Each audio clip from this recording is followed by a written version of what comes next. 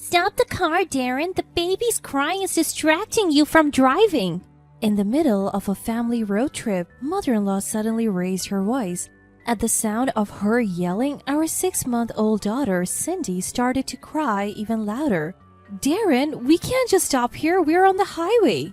Although Darren had pulled over onto a wide shoulder, cars were zooming by on the main road. We have no choice. She's just too noisy.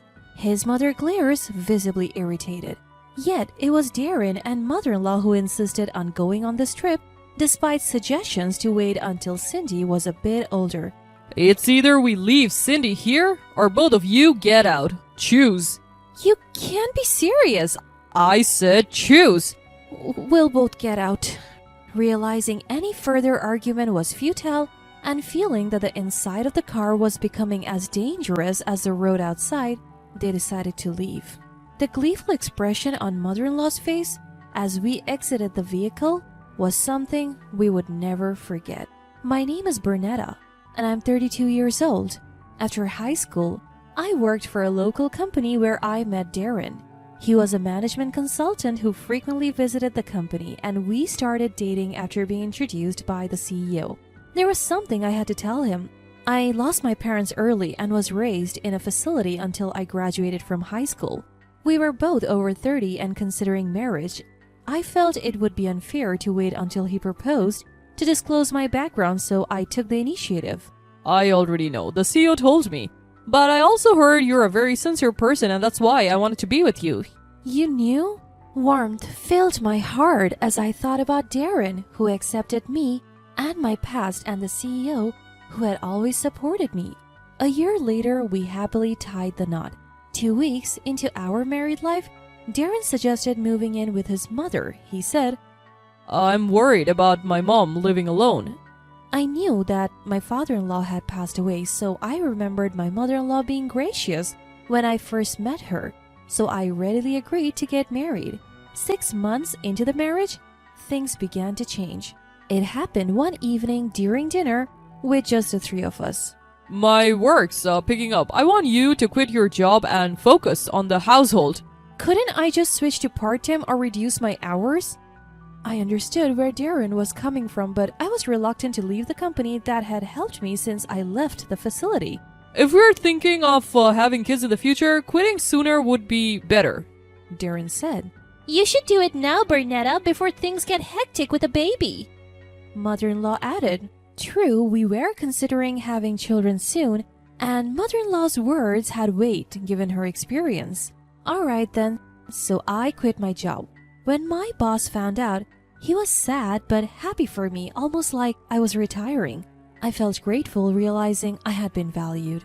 Darren took over managing our finances. I felt slightly suffocated staying home all day, but overall I was content with our little family of 3. But then, everything changed when I became pregnant. Darren and mother-in-law, who used to help out around the house, started treating me like a maid. I even found myself waiting in the heat and getting woken up to make late-night snacks. At first I thought Darren must be tired and mother-in-law is not young anymore, justifying their behavior, but it grew old. Can you both at least take care of your own needs? Who do you think is paying for this lifestyle? Darren snapped back. Since my son is feeding you, just do the housework without complaining. The icy gaze I had never seen before in Darren's eyes and the unusually aggressive tone in my mother-in-law's voice left me stunned. I couldn't immediately come to terms with what was unfolding before me.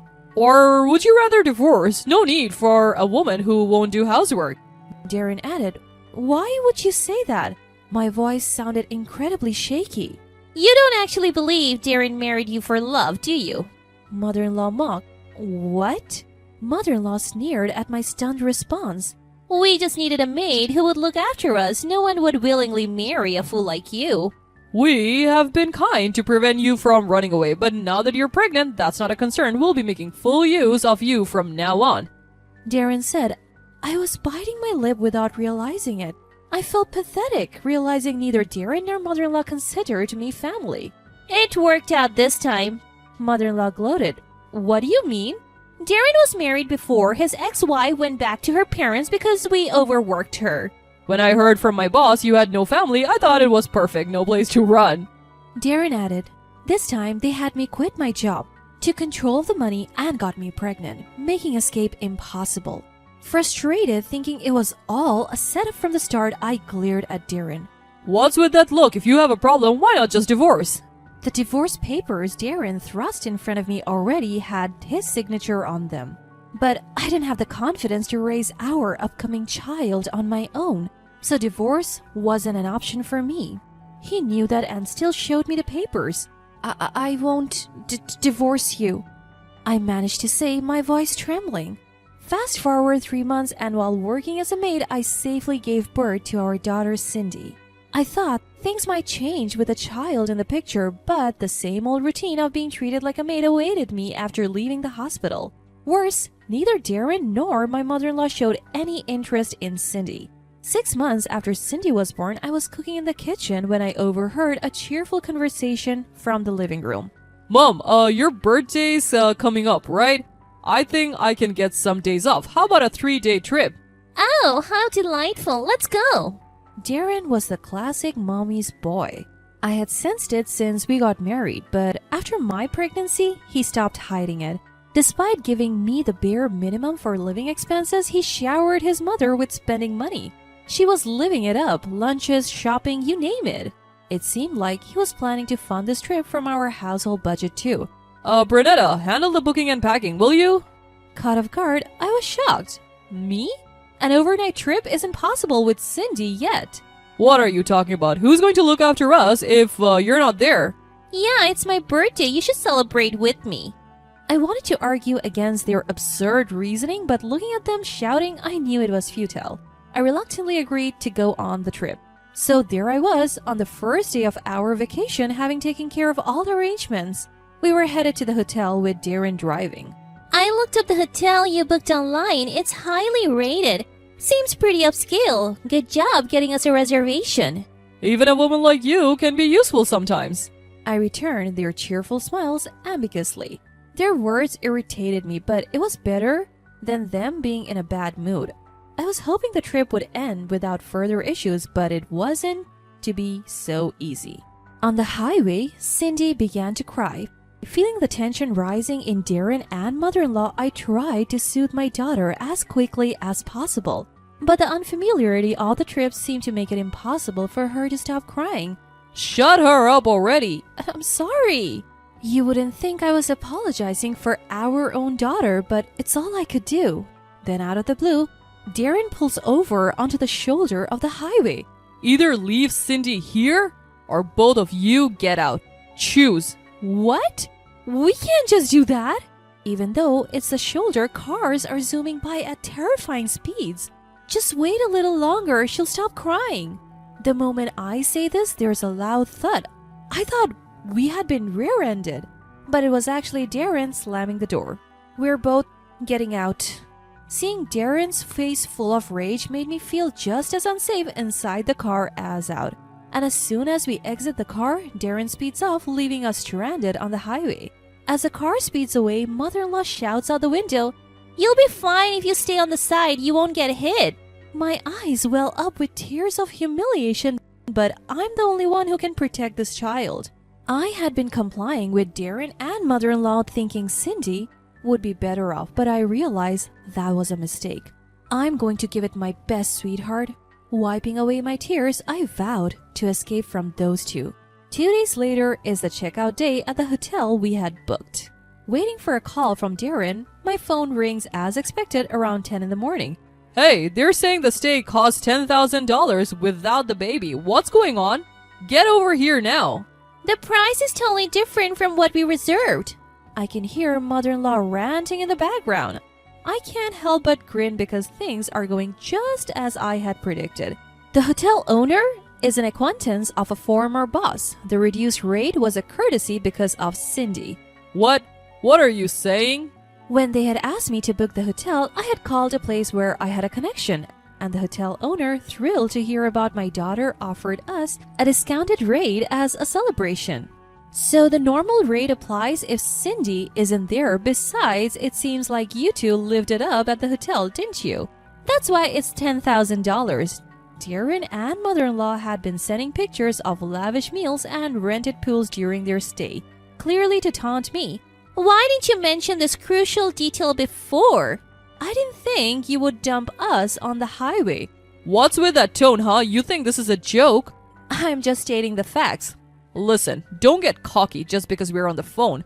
Who do you think is taking care of you when you have no money, no job, and no education? Exactly. You can't escape us, so you better come home now. If you don't, we're going to drag you back here.